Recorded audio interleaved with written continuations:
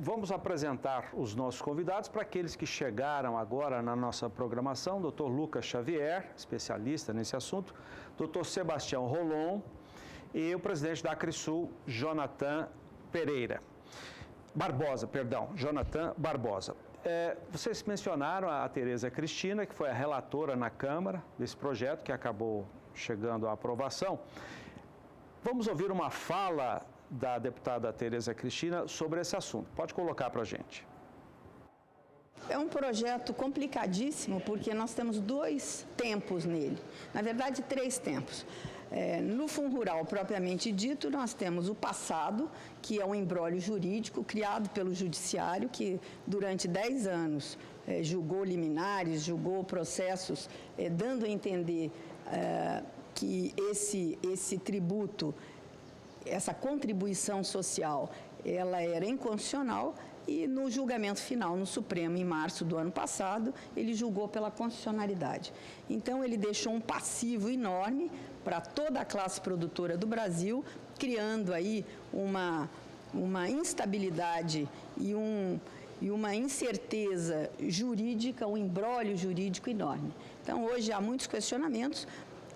Os deputados federais entraram para fazer um atalho, vamos assim dizer, para minimizar os efeitos danosos que esse julgamento trouxe à classe, porque foram anos sem recolher esse tributo e a hora que você julga pela constitucionalidade, você tem que recolher com juros, multa, enfim, sucumbência. Então, isso vira um bolo enorme, né?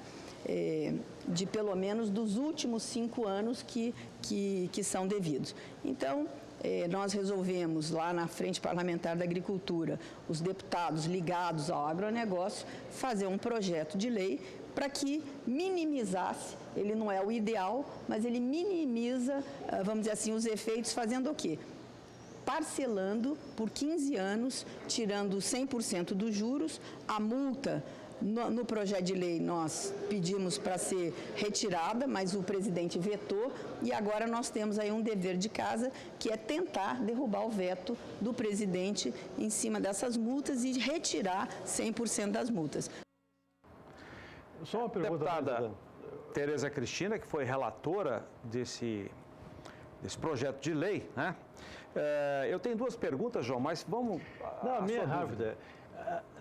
Perante o Supremo Tribunal Federal, não tem ações pendentes ainda que o Supremo tem que se manifestar? O próprio recurso extraordinário que julgou constitucional, o Supremo Tribunal Federal, quando pega esse recurso, é uma técnica processual, e o põe a julgamento, o Supremo não pode julgar qualquer ação, ele não julga qualquer tipo de relação jurídica, e sim de matérias constitucionais que envolvam toda a sociedade. Ele deve fazer o que a gente chama de efeitos modulativos, dizer a partir de quando esse tributo seria devido, como ele vai ser devido, se há incidência de juro ou não, uma vez que a própria casa modificou o entendimento anterior. Que existe até uma tese tributária que diz o seguinte: quando você muda o entendimento, a partir daquele momento seria devido o tributo. Ora, se até então meu comportamento era de acordo com a da casa constitucional, por que é que eu teria que pagar juro, multa e correção? Então, existe uma série de situações que o próprio STF precisa esclarecer, além de diversos outros recursos que discutem, ou por outros fundamentos, a constitucionalidade do Fundo Rural. Como é que ficam os produtores que entraram com ação para não pagar essa dívida? E o que acontece com quem não fizer a sua declaração até o dia 28 agora? O Dr. Lucas falou que há um trabalho para prorrogar esse prazo, que se encerra dia 28. O que pode acontecer a quem não declarar? O Dr. Lucas levantou bem essa questão. Nós temos, salvo engano, são 8 embargos de declaração em recurso do Supremo, que o Supremo ainda pende de julgamento. Quer dizer, podemos ter algumas surpresas, espero que agradáveis, no sentido de modular os efeitos. Seria perfeito se isso acontecesse, e nada mais justo e em homenagem à segurança jurídica, Agora, quem não aderir, quem não fizer essa adesão até o final deste mês, segundo esta redação atualmente vigente, ele pede o benefício da redução dos juros e o benefício da exceção de pagamento de honorários de sucumbência. Então, assim, os benefícios fiscais que teriam pela confissão, você perderia. Aqueles que ingressaram com uma ação judicial é um daqueles casos que devem ser analisados caso a caso. Veja bem, eu estou entendendo que a pessoa... Mas não seria só um caso ou tem mais de um caso? Não, o caso de não pagar, tem mais? Não, ainda? Existem várias situações postas, né? Então, imaginemos um produtor rural que buscou junto à justiça o seu direito diante de uma decisão do Supremo e obteve uma liminar ou depositou em juízo. A ação ocorreu em 2010. Imaginemos que em 2010 ele tenha ingressado com uma ação. Nós temos com 8 anos tramitando uma ação judicial. Com essa decisão do Supremo, não que extinga automaticamente a decisão dele, mas ele tem um efeito erga omnes, ele tem uma repercussão geral, que a gente chama, que afetará com toda certeza essa decisão dele. E mais, para aderir ao parcelamento, é obrigatório que se desista da ação judicial.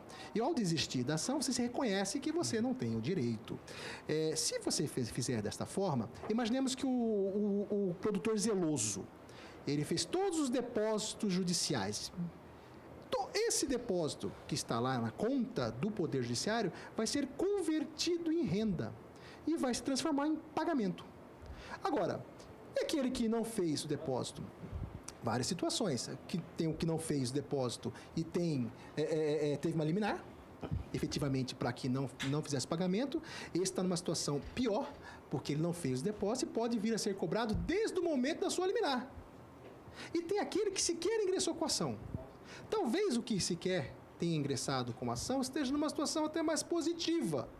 Pode ser que este senhor esteja beneficiado pela decadência e prescrição, porque o fisco só poderá cobrar nos últimos 5 anos.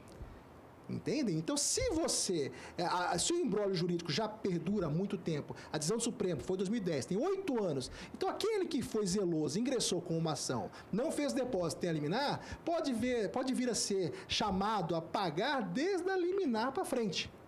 Ou seja, na pior das hipóteses, 8 anos. Enquanto que aquele que não ingressou, veja como o Brasil é uma insegurança jurídica absurda. Aquele que não ingressou, contaria tão somente os 5 últimos anos de pagamento. Quer dizer, se torna uma situação até mais benéfica do que aquele que foi à justiça. Isso traduz muito bem a insegurança e a gente é muito bem demonstrado pela classe que se vê indignada. Efetivamente, agora, com uma situação de ser chamado de inadimplente, de sonegador, como já foi visto por alguns lugares, justamente a classe que nos faz, que produz, que leva esse país nas costas, e se me permite um adendo, com uma situação nessa lei 13.606, do que foi colocado lá um artigo 25, lá foi enxertado um artigo que diz sobre a indisponibilidade de bens. Esse artigo... É o que está preocupando mais? É o bloqueio? Ele preocupa bem, mas não é só a classe produtora. Esse é um artigo que é aplicável a toda e qualquer situação. Ao comerciante, ao prestador de serviço, que está devendo hoje para o fisco federal, a priori, no primeiro momento, só o federal, os estados e os municípios ainda não copiaram tal norma, ele pode vir a ter administrativamente a indisponibilidade dos seus bens. Isso não é uma penhora, é indisponível, você não pode vender até que se resolva aquela situação. Isso causa, sem dúvida alguma, inúmero de sabores a quem é produtor, também a quem é comerciante, a quem é prestador de serviço. E foi colocado dentro dessa lei que trata do PRR. Eu achei uma situação, até falei isso com a deputada, falei, deputada, mas me parece até ofensivo, num mesmo projeto de lei que diz, senhores produtores, confessem a sua dívida, no mesmo texto você encontra um artigo que fala, olha, se você for devedor, você pode ter seus bens indisponíveis. E veja, o produtor rural, quase sempre, em regra, tem patrimônio, tem fazenda, tem seu próprio patrimônio para trabalhar. Deixa eu só puxar uma lembrança aqui do começo da conversa só lembrando que em diversos casos houve o próprio, em caso de boi gordo especificamente, e de algumas cerealistas, nós tivemos a informação hoje, até de pessoas ligadas à Receita Federal, de que boa parte dos substitutos tributários do frigorífico, das cerealistas, aderiram.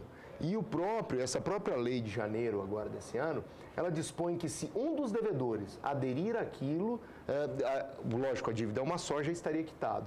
Então, os maiores frigoríficos, nós tivemos a informação de que aderiram a um programa de parcelamento anterior, e algumas cerealistas. Então, é importante que o produtor tenha em mãos seu imposto de renda, as notas fiscais para quem ele cortou e saibam se essas pessoas jurídicas ou, enfim, pessoas físicas para quem se vendeu aderiram ou não a algum programa de refinanciamento. Porque uma vez feito isso, aquele débito relativo àquela nota fiscal não existe mais porque já foi pago. Bem, chegamos ao final com as considerações de todos. Vamos começar então pelo presidente da Acrisul. Eu vou despedindo, dizendo que a Acrisul discorda, ela vai recorrer até o fim, ela recomenda que não se faça declaração de dívida, porque nós, produtores rurais, não devemos coisa alguma, muito menos com juros e multas. Jonathan Barbosa, presidente da Acrisul, muito obrigado. Rapidamente, a Expo Grande já tem data? Tem. De 5 de abril a 22 de abril, os 80 anos da Expo Grande. Exposição Agropecuária de Campo Grande. Sucesso, presidente. Muito obrigado pela sua participação. Muito obrigado. João, você tem alguma pergunta? Só para fechar, nós vamos pensar em termos de futuro. No momento que eu vendo um gado, o frigorífico destaca 1,5%, hoje é 1,5%.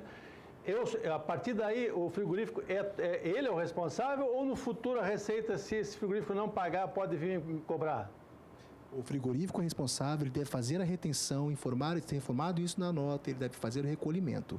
Tá? Agora, nessa alíquota um pouco mais benéfica. Bom lembrar que esta alíquota mais benéfica, que veio pela 13.606, é tão somente para a pessoa física. As pessoas jurídicas, que inclusive era um dos acordos, era para reduzir a alíquota para 1,7 nas pessoas jurídicas e também foi objeto de veto, infelizmente, pelo presidente. Então, hoje, a ordem é obedeçam a retenção, faça a retenção pelo artigo 30 da 8212 e faça sobre a nova alíquota a partir das vendas de janeiro. Doutor Sebastião Rolon, muito obrigado pela sua participação. Sua mensagem final. Eu que agradeço o convite, poder estar aqui no canal do Boi. Eu gostaria de estar numa situação um pouco mais tranquila, um pouco melhor, mas infelizmente nós como advogados, nós tentamos a todo momento buscar uma segurança jurídica ao produtor, mas ela no Brasil está cada vez mais difícil de ser encontrada, mas nós vamos continuar lutando para que a classe produtora possa trabalhar, produzir tranquila. Acho que essa é a nossa finalidade como advogados também, como juristas. Muito obrigado. Muito obrigado. Doutor Lucas Xavier, obrigado também pela sua participação. Eu agradeço em nome do Sindicato Rural e eu gostaria de dizer ao doutor Jonathan que ele está coberto de razão. Como representante de entidade de classe, doutor Jonathan, e aqui não discordo do senhor. Para mim, o produtor rural não deveria nada. Isso seria uma briga da União, com que a gente não discorda aqui, mas como técnico eu não posso falar isso sob pena de responsabilidade pessoal. Eu estou dizendo para cada produtor rural procurar seu advogado de confiança, procurar seu contador de confiança, fazer esse levantamento e com muita calma. Não há aqui nenhuma mensagem para corra e faça uma adesão a esse refis. Com muita calma analisar, porque há um receio dentro do próprio sindicato, no momento da orientação, de falar para que cada produtor rural levante o seu passivo, se informe se para a pessoa que vendeu houve essa retenção posterior ou não. Então, momento de calma, está próximo ao imposto de renda, os contadores devem odiar isso que a gente está falando aqui, mas é um momento que o produtor rural precisa ter calma, levantar todos os livros fiscais desses últimos anos e aguardar que haja uma prorrogação, espere até o final para essa adesão, se optarem pela adesão, espere até o final, porque pode ter queda de veto e há julgamentos no STF que há quem diga que possa sair nesse ínterim, por conta da responsabilidade da nossa Suprema Corte nesse tema. A inconstitucionalidade poderá ser decidida novamente? Eu acho que com relação à constitucionalidade é muito difícil. É muito difícil. Mas há quem diga, os otimistas ao extremo acreditam que possa haver um compromisso do STF com o setor produtivo e dizer que seria daquele julgamento para frente a dívida dos produtores. E, enfim, não só dos produtores, mas de quem adquiriu o produto do meio rural. Então a gente não pode, que a gente está numa suposição só. Não há como passar uma segurança. Mas então que façam com calma esse levantamento e esperem até o último momento para a adesão desse refis. Muito obrigado, doutor Lucas Xavier, doutor Sebastião Rolon, Jonathan Barbosa, presidente da Acrisul. Obrigado, João. Valeu.